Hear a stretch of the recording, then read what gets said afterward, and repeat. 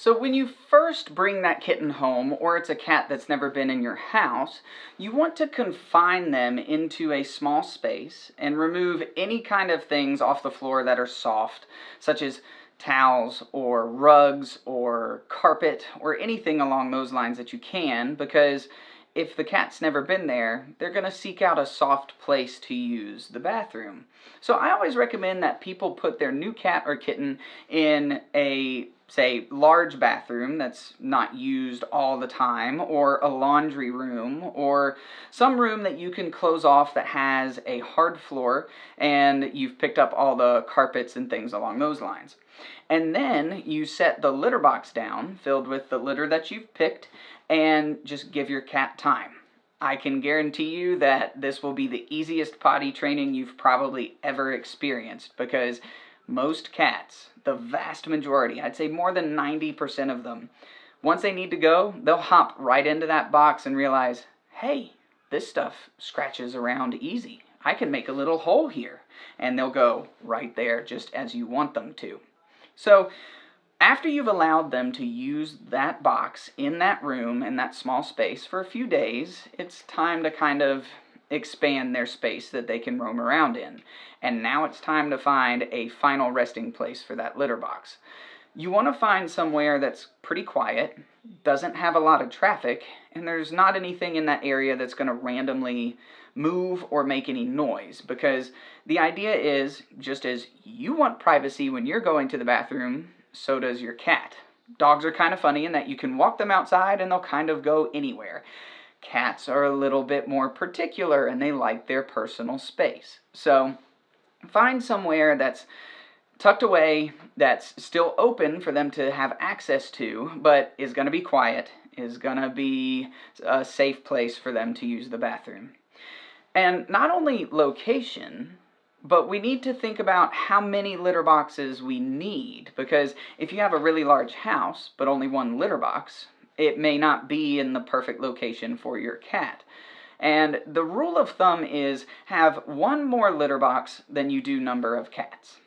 Now, that can be hard if you have an entire cat colony, so have as many as is reasonable, but you do want to have several options for your cats to use.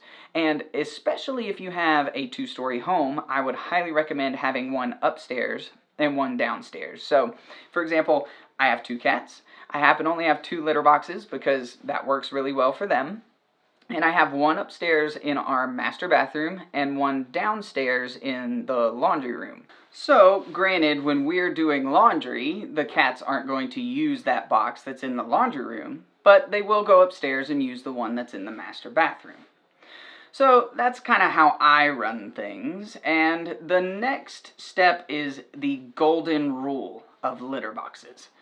Always, always, always keep your litter box clean. You wouldn't really want to use a porta-john after a Coachella concert.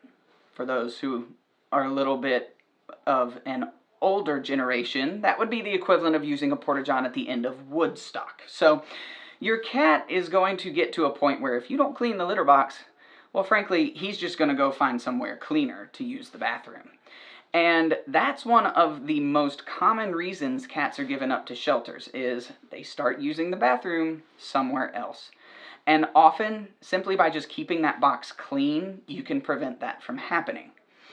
That means scooping the litter box out each day, at least daily, and then switching over the whole litter box, all the litter that's in there, every week or every other week. It really depends on how dirty your cat is or how many cats you have, but in general, you do want to make sure you completely turn over all the litter that's in that pan at some point with a fairly good amount of frequency.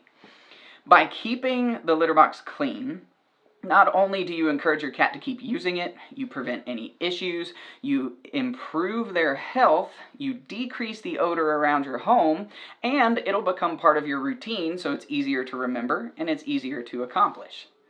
So we've looked at the type of litter box to get, the type of litter to put in the litter box, where we should place the litter box, and the golden rule, which again is keep the litter box clean.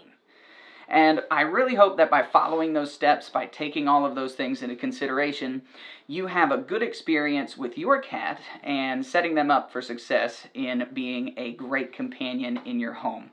So as always, if you appreciated this video, please hit like and subscribe. Feel free to leave me a comment. Let me know what it is you want to learn about next. And keep an eye out for our next video coming up. Thank you for your time, and as always, remember to keep your pets happy and healthy.